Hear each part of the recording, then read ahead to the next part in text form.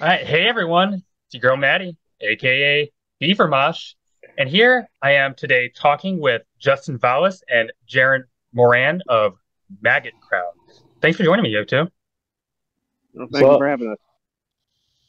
So you have a new record coming out. I was looking at the archives and the origin of your project. It says you're based out of Mississippi slash South Carolina. Can you give some clarity on that? Yeah, I live in Mississippi. He lives in South Carolina. So it's like a file sharing thing. Yeah, it's file sharing. It's a lot Yep. easier that way. Yeah. Origi- I mean, like the other guy long before with the very first EP who did leads. I mean, he lived up in Illinois back then. Hmm. So always used to, working with musicians not in the same state. Got it. Got it. And so I'm curious, what are the metal scenes like where you two are from? Yeah, Jared. Okay. Yeah, Jared, start. Uh, Yep. yeah. Let's say. I mean, it used to be a real strong death metal scene down here. You had a lot of older guys. I mean, we used to actually have shows. Incantation would come play. Vader came played. Sure. Monstrosity. But it was pretty much like the same, I would say 30 guys trying to do like three or four different bands. And since those guys were like 10 years older than me, they kind of dwindled down to there's like 15 of them that have like two bands. And, I don't really work with anybody else here. There was a short lived deathcore scene. Okay. I mean, as in extremely short, because me and one of my friends basically bullied them out of existence. And nothing else. No grind, no hardcore. Pretty much for any of that, you have to go over to New Orleans, which I've played with more people from New Orleans than I do over here. Sure, sure. What about in South Carolina, Justin? So we've got Nile, Litrus Hmm. Nocturne. I think Through the Eyes of the Dead was from here at one point, but now they're just like up in New York or some shit. Yeah. Um, and it like bleeds into each other, like the Charlotte scene from North Carolina and the Atlanta scene from Georgia. It just bleeds into South Carolina, so there's not really too much of a scene. It's just Sure. there's like one venue that does a shit ton of national shows, so Hmm. that's pretty much what our scene's like. Sure, sure. So when I listen to your various projects from both of you, I sense this tendency, this appreciation towards things that are kind of dissonant and abstract and noisy, Maggot Crown included. Is that what you're going for, and kind of why so? To me, it's sort of I mean, I've always liked the uglier sounds of everything. Me too. Um, when I first started out on guitar, I actually did not want to pursue playing like metal or any particular hard rock or anything like that. I wanted to just make sounds with it. Hmm. And then going from there and discovering bands as I came along was just like, okay, you can, as long as you know how to keep on recreating the same sound, then anything goes. So, Sure. yeah, I just love dissonance. I mean, melody and melodic stuff has its place. It's not with me. There is a kind of a, and I've talked about it on the channel. I've written about it, but there is a growing movement and appreciation for the more dissonant side of death metal, Yep. which I which is a good, I think. I think so too. It's a lot of great bands have been coming out, like Nothingness and Hmm. Missing, and I can't remember. It's like four different letters that are just kind of put together. I want to say they're French, like KTN something or whatever. Really fabulous, like noisy black metal band, but Yeah. I can't think of it off the top of my head what it is. But I was really pleased with that. But yeah, Yeah, that I've Nothingness record. been. Oh, go ahead. Yeah. I think I say, yeah, that Nothingness record was incredible. I reviewed it on the channel. They're from where I'm from, Minneapolis, so it was cool to see them get some attention. Okay. No, yeah, I noticed. I saw the review that you had with it, and I've kind of spoken with Alex online, and we were kind of speaking about doing a side project at some point. Oh, cool. So if it happens, it happens. If it don't, well, that's life. I'll be looking out for that if it does come. Um, so with this new record, Apparition of Faces, I listened to it the other day, and I definitely hear the grind. It's definitely got that death metal going for it, but also maybe a brutal death influence coming through, like some suffocation I'm hearing. Am I totally off on that, or is that kind of something that was kind of informed in the process? I was definitely trying to keep it brutal with death grind. I won't say necessarily suffocation, but that was one of my very first like introductions to death metal. So Sure, they're that classic always kind of records. trends. Yeah, absolutely. Effigy Forgotten is absolute perfection. Yeah. So for me, it kind of always translates a little bit. But when I was going to write this one specifically, I did want to lean more on the grind side, where it was a lot more influenced by Blockheads, The Mhm. Secret from France, and still have at least enough death metal that's considered death metal and not completely just jumping the shark. Yeah, it definitely came off Yeah. with the death metal album to me. Good, excellent. Well, Yeah. it helps with Justin's vocals. I mean, he keeps it guttural as hell, so that definitely cements it where it should be. Hmm. Yeah, I think that's probably where a lot of the brutal death sound like comes from as well. Because like one of my first bands ever was a brutal death metal band, and that's just always kind of been my default. It's like I do like a big range, but then I just always default guttural. Don't know Yeah, what to do. Guttural I, on uh, it. I noticed the squeals, Justin. They were there. Those brutal death metal vocals. I appreciate it. Yeah, I mean, people when in like it. doubt, It's just go fun. guttural. So, I really like the cover art. It looks like it was credited to someone named Tawny Arredondo. What's going on here? Like, what's the inspiration behind that? Um, Apparition of Faces, like I guess I got inspired by a couple of horror movies when I wrote this. Sure. I'm actually about to post a video on the YouTube channel, like that update. Hmm. And I'm putting an interview with it, like just smashing it together. So I explain what's going on there. But it's got 40 Warhammer 40K influence on lyrics. It's got horror movies I like. Apparition of Faces was like inspired by like that movie Smile. Like there's always a Yeah. face, a different face. Yeah. So it's like, you know, it's fun. There's nothing like deep meaning about this. It's just like some fuck you up death grind. Yeah. And so the horror thing is kind of the lyrical kind of themes going on as well. You're Yeah, saying? yeah, Cool. definitely. Yeah, definitely. So I noticed that Maggot Crown recently also contributed a couple songs on this Violence Against Violence compilation for charity. You want to talk a little bit about that? Yeah, it's I didn't the know that. Oh, you talk about it. yeah, it's K Dweller Music's charity sampler to help with, the Ukraine war. Sure. Yeah. And that could be found on Bandcamp, I'm assuming. Yep. Cool. It's got I think Morgue Supply. Are they on there? I believe there's some pretty sick bands on there. Yeah, I contributed a bunch of grind tracks, so Hmm. I, I can't remember everybody else who was on it. I just know all the other ones that were my bands. And I was like, oh, Maggot Crown's on here too. Guess Justin sent him that. Yeah. Yeah, it's a grindcore sampler, pretty Hmm. much. So Jarrett, I've had a couple conversations with other people in the metal media, and when you come up, a lot of people talk about your drum sound, but it's very distinct. How are they recorded? They're live organic. It's a Tama Rock Star. No, it's a rock, Imperial Star. Hmm. Um, I think the main thing that I think people notice the distinct sound of is the kicks. I use a Dunmore click pad with Sure. two metal beaters on it. So, and then outside of that, it's just normal cymbals. It doesn't really matter which ones. Whatever I usually get is like the cheapest because I'm going to break them within about 2 months. and then toss them off to the side.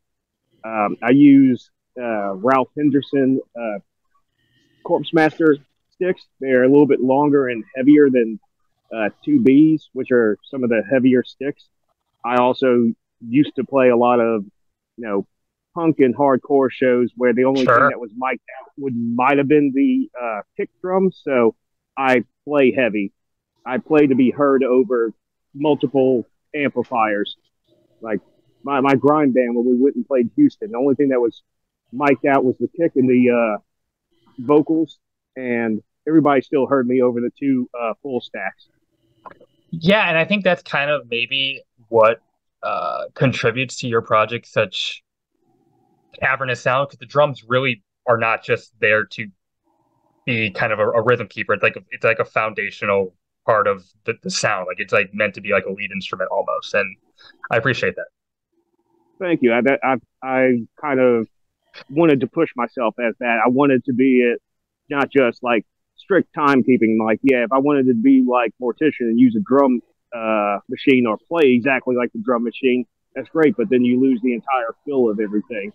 I like it to evolve within the actual song itself. That's why I do a lot of change ups, dropouts, quarter time, and double timing on maybe the same riff itself. To me, like Jared, this is a compliment. So I don't know how you feel about bolt thrower, Jared. I know Jared's gonna be like, I don't feel like that. This is a compliment. I'm just gonna but it's a backhanded one. No, it's not. I don't know how you feel about this drummer. You had to do it like some sort of like. There's an entire like. Oh, here we go. This really is a compliment. Oh no, go ahead. I don't know. We never talked about it. Oh no, go ahead now. So he reminds me of like the drummer of Bolt Thrower. It just makes shit catchy. Oh, sure. Yeah. Classic stuff. Like Whale, Carl Whale. I don't know his name, but I just know it's catchy. Asshole. I mean, goddamn, they have drummers. They're all significant. But either way, it doesn't matter. They're all great. So I do take it as a compliment. The Realms of Chaos drummer, I guess. Yeah. 89. Remember his name? 1989. Yeah. Yeah, but I can't remember his name. But it's interesting you mentioned Mortician. I was just thinking about him today because when I got my haircut recently, my hairdresser mentioned seeing them live not too long ago, and I guess Mortician has a drummer now, which is like almost kind of weird to think about because like those early Mortician records, almost like it was like characteristic of these like weird alien kind of drum machines. But I don't know, they play live now, so that's cool. Oh, they have been playing live for a long time, and then like the first album had a real drummer. He ended up drowning, so they only used drum machine from there after. When they actually toured, they actually played had a drummer, and I know on one tour specifically, Roger was playing drums. They had a fill-in guitarist, and like they basically chopped all the songs down to like 30 seconds because he wasn't used to playing a live set every night. And those songs are fast as hell. Like it's insane. I know, I love it because that's one of the only covers I like doing. Whenever I was in my old band Seppuku, I convinced them, like we're a death thrash band, and I convinced them like, hey, let's do Zombie Apocalypse. And yeah, they were fucking. Oh, this song's heavy. They'd never listened to that shit before. Like, this is pretty cool. Yeah, it's groovy. I'm like, now you've ruined it for me. I don't want to play it. Justin, what are some of the vocalists that you're kind of channeling here? Like, who are you kind of emulating? Who's coming out? I don't know, maybe a demonic entity or something. I don't know. Good. I'm so full of shit. We're so full of shit. I don't know. I've got like a vocal style I developed over years. It's, like black death grind, pretty much. It's just a mixture of, because, I really like war metal, brutal death metal, and, like death grind. So I just push it all together pretty much. Yeah, war metal. That new Profane Order album was so good. Talking Profane Order. We're talking war metal. But any live shows coming up from like any of your projects? projects? Mm-mm. No. No, Hmm. I did that for long enough. I don't really give a shit. Yeah, I'm like that too. Yeah, yeah. I mean, I used to you can tour. I see used the to tour white. too. I don't care anymore. Doesn't matter. Well, um, I, like after COVID happened, like the label kind of took, priority, and Sure. that's why I just stopped playing shows and touring. So yeah. Yeah, I kind of like that because like the last show I played was in January of COVID, and that was like at least the biggest band I've ever played with, which was Yeah. British Lion. So I was quite happy with that. It was a good sign off note, but it was still like, okay, well, yeah, I got to meet Steve Harris Yeah. and I got to Nice. play in front of a bunch of people, but I kind of still want to go home. This sucks. I'm tired. I want to go to sleep. It's I'm glad you mentioned the record label, Justin, because I was going to ask you about that. Because for my viewers who are not familiar, you do these projects. You also you're putting it out on your own label, Vargheit Records. You want to plug that a little bit? So that's, I started Vargheit Records in 2018, and it was mainly just to put my own stuff out. But Mm, then I expanded and started signing like other death metal bands and stuff like that that hmm shared the same vision. And then before I knew it, it just kind of blew up. So, half the output's me, and then other output is bands from Europe and reissues and and and a little bit of Jared, but I'm included in a lot of those projects that Jared's in. So, Yeah, I know. but I still put out some of the flagship bands that Hmm. I'm not included is Filth Eater, that's Jared, Inner Sphere, which is Jared, Yeah. and that's like the two main ones right there. And then I put out like other random stuff like Uzumaki and Ange de l'Amour, which is French. Yeah, yeah, me. But Jared's like my like right hand man. I mean, I'm in so many bands with him. Like I Yeah. think it's 5 or 6 now. So he's my Oh no, go to dude. Yeah, how do y'all put out so much music? It's your output's We're quite prolific. nerds. Yeah. I keep on always saying it's idiot savant type thing. I have an ability to learn. Like if I'm just drumming, I can pretty much learn whatever. Like say it's a whole album, an hour's worth of music. I'll have it all recorded in less than 3 weeks, and that's usually just working on Saturdays. Like hmm just this morning, I did the last three. Um, what the hell? A Casual Intrusion songs for the Yeah. album, the third album. Each one of them were like two of them were 8 minutes long. The other one was 9 minutes long. I've only basically reviewed them a little bit, and this was the first time I actually sat down and played them. And I was like, okay, yeah, I can, yeah, got this down good enough. Track it.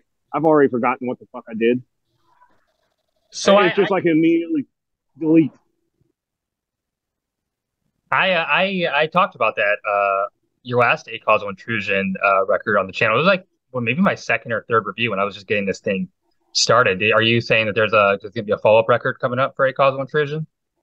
Yeah, probably will come out the same time this year. I think it really depends on the Void Hangers hmm his scheduling because I think last year it was we got finished up around February, sent it to him, and we already had the artwork pretty much like I already knew what like we found something immediately. Like the first one, I think it was almost a full year before we got that artwork. Like finally picked something that was hmm suitable for that.